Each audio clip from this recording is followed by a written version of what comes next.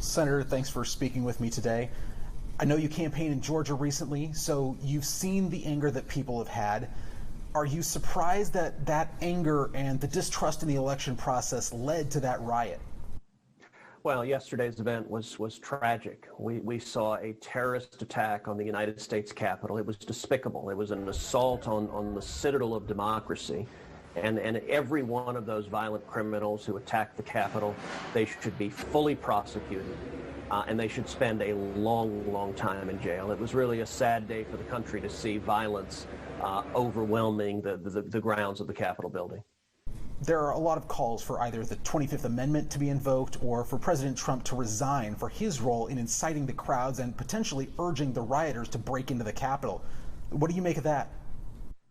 Well, I think the president's rhetoric was irresponsible. I think it was reckless, and I don't think it was remotely helpful. I think the calls for extreme action, things like the 25th Amendment, I don't think that's going to prove necessary. We have 13 days remaining of the president's tenure. He will leave office at noon on January 20th, and we are now in the process of a peaceful transition of power to the next administration, to the Joe Biden presidency. And that process commenced very early this morning when the Congress certified the results of this election. And at this point, we will do as we have done with each of the transitions from one president to the next.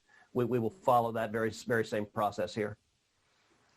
How do you view some of your colleagues who had initially said that they would object to some of the electoral votes from the different states, but then after the riots had happened and session reconvened, decided to change their mind? Well, sure. And there were several. Listen, when this terrorist attack happened, I mean, it was a traumatic experience for everyone in the building and for everyone across the country. I mean, I can tell you about the experience. I mean, we were on the Senate floor. We had all 100 senators were seated at our desks. Vice President Pence was presiding. Senator James Lankford, a Republican from Oklahoma, was speaking. And as he's speaking, we suddenly saw the Secret Service rush in and escort the vice president out of the room. And we're kind of looking around going, all right, well, what's going on? What's happening?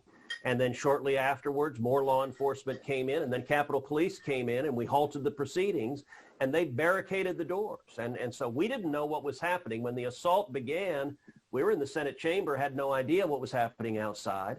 And initially, they barricaded us in the Senate chamber with armed law enforcement officers protecting the chamber.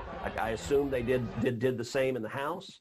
Ultimately, what they ended up doing was removing everyone from the Senate chamber and moving us to a secure third location that was away from that chamber. And then, as you know, tragically, the terrorists broke into the chamber. They did damage. It was horrific. It was horrific to see.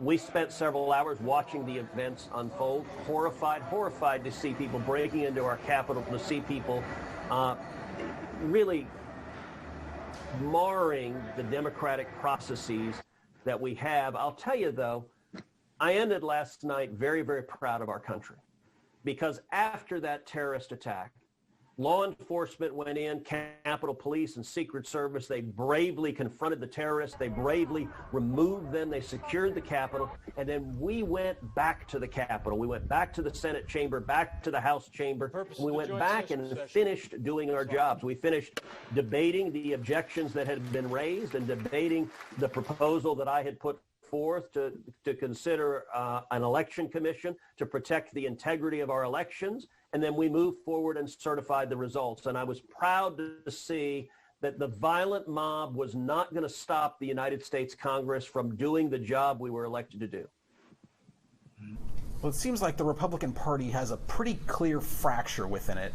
The party lost the White House and the Senate in this election and lost the House a couple years ago. So what do you think the GOP does from here?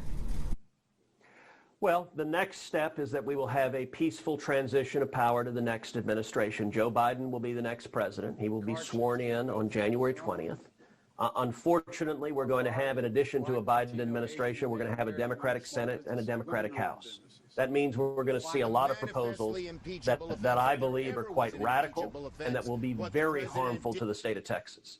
And so I will continue doing what I've done for 8 years serving in the Senate, which is fighting for the men and women of Texas, fighting for more jobs, for higher wages, for more opportunity, supporting our safety and security, whether it's law enforcement or our military, and protecting our constitutional rights. And I think we are going to see some dangerous and radical proposal in the far left. And I fully expect to lead the fight defending the people of Texas and defending our jobs and defending our freedom.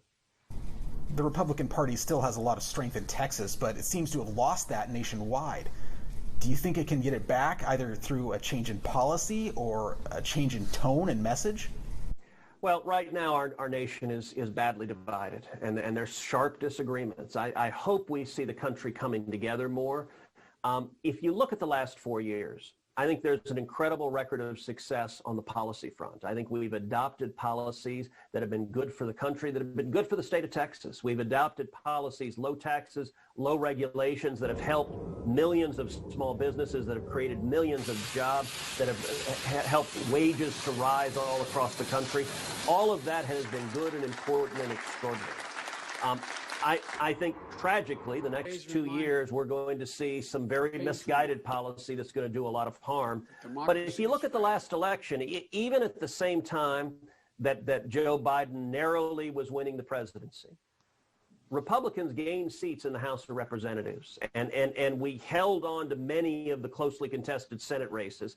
I think the American people want common sense conservative policies. At the same time, I think the American people don't want some of the overheated rhetoric that we've heard from the president, some of the rhetoric that particularly yesterday, I think really crossed a line and was irresponsible. Well, Senator Cruz, we appreciate the time.